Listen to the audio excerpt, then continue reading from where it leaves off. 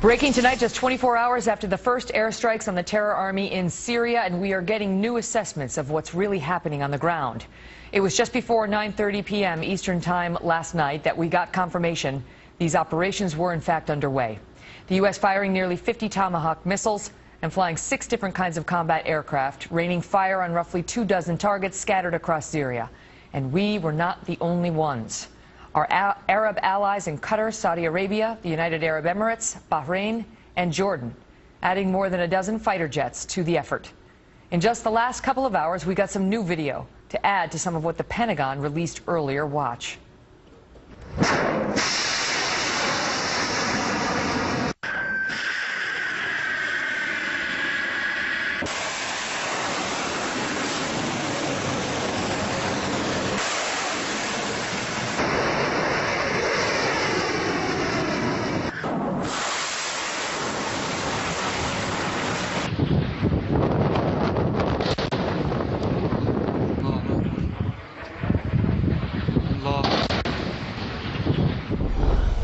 National Security Correspondent Jennifer Griffin is live at the Pentagon tonight with more. Jennifer?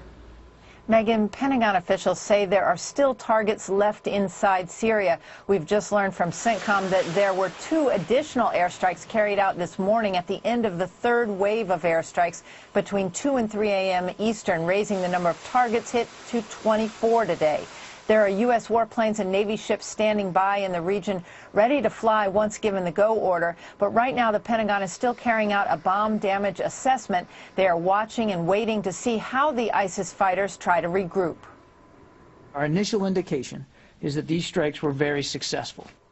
In fact, President Bashar Assad's air defense system remained passive last night, posing no threat to Allied warplanes. The chief of operations for the Pentagon's Joint Staff said he has already seen ISIS fighters adapting, however. They are disappearing into urban areas where it will be difficult to distinguish them from civilians. About 2/3 of ISIS fighters are believed to be in Syria. Among the targets hit last night, command and control headquarters, a financial center used by the group to transfer money, and a compound on the border with Iraq used to process foreign fighters, a logistics hub. Could this take years? I would think of it in terms of years, yes. I can tell you that last night's strikes were only the beginning. The problem is, Megan, it looks like they are already running out of targets. So far, it has been quiet in the skies above northern Syria tonight. Last night's operations were designed to disrupt ISIS. Even the Pentagon concedes it will take a long time for them to be destroyed. Megan? Jennifer Griffin, thank you. Join me now with more. Colonel Oliver North, host of War Stories right here on Fox and author of the book Counterfeit Lies.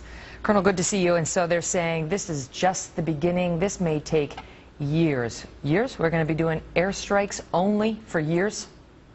Well, it's hard to figure what else they're going to be able to do. And, of course, the talk all today has been about how this is putting an Arab face on the campaign against ISIS, or the decapitation strike against Khorasan's C-cubed. Look, this has got to be about more than that. And you consider what they also did before this attack. The United States notified Tehran and Damascus in advance and promised that we would not attack any of Bashar al-Assad's forces or facilities. Think what that means to the Free Syrian Army that we're now trying to recruit and expecting to go after Assad. Look, the coalition is one of self-interest. Saudi Arabia, United Arab Emirates, Jordan, Bahrain, even Qatar, who didn't drop any ordnance, all have their own problems with radical Islam. They are Sunni-ruled, but Bahrain is predominantly Shiite. The Al Thani dynasty in Qatar supports radical Islamists, Hamas, Al-Qaeda, Al-Nusra, and where is our NATO ally, Turkey? No one seems to be asking those kinds of, or at least answering those kinds of questions. I'm sure they're being asked by good people like Jennifer.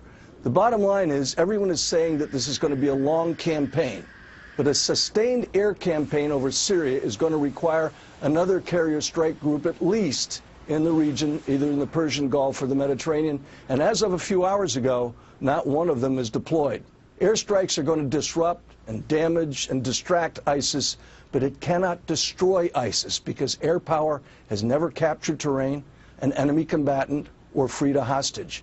That requires rough men with rifles, in other words, boots on the ground, and there are none today.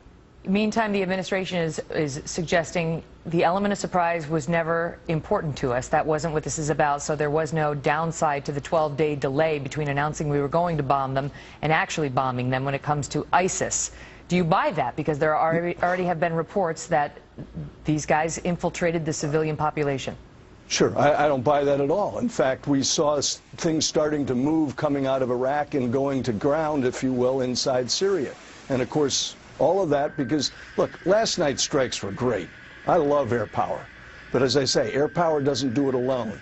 And the bottom line of it is this was a pinprick.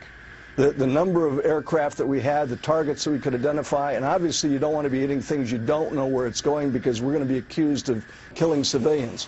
We also need to be prepared for the unintended consequences of what's happening. Think about this. Just as this attack was taking place, you had Hezbollah launching an unmanned aerial vehicle attack against, al-Nusra. Why? Because the Ayatollahs knew it was coming, and they notified their good friends in Hezbollah. And of course, the Israelis this morning, as we all saw, shot down a Syrian airplane. It's too much to keep track of. It's basically our enemies fighting and killing our enemies.